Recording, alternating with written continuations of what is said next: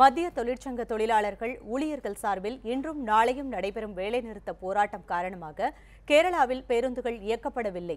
எனினும் தமிழகத்தில் இருந்து செல்லும் பேருந்துகள் கேரள எல்லை வரை மட்டுமே இயக்கப்படுகின்றன. இதுகுறித்து நமது செய்தியாளர் அளித்துள்ள தகவல்களை பார்க்கலாம்.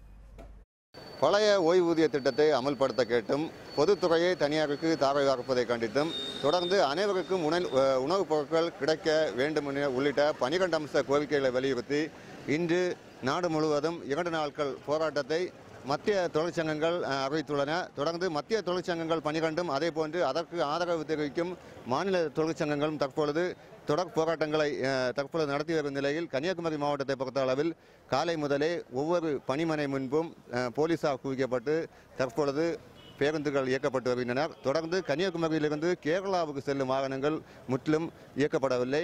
அதாவது கன்னியாகுமரியிலிருந்து தமிழக கேரளா எல்கையான களியக்காவலை பகுதி வரை இயக்கப்படுகிறது.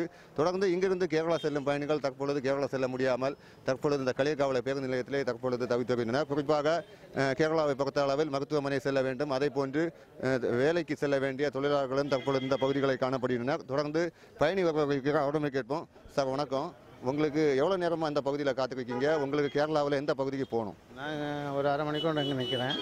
இங்கே கேரளத்தில் ஆஸ்பத்திரிக்கு நிம்ஸுக்கு போகணும், வண்டி இல்லை. தமிழ்நாடு எல்லை தான் போகுது, அதுக்கு மேலே கேரளா வண்டிகளாக எதுவும் இல்லை போக்குவரத்து. ஆஸ்பத்திரிக்கு போகிறதுக்காக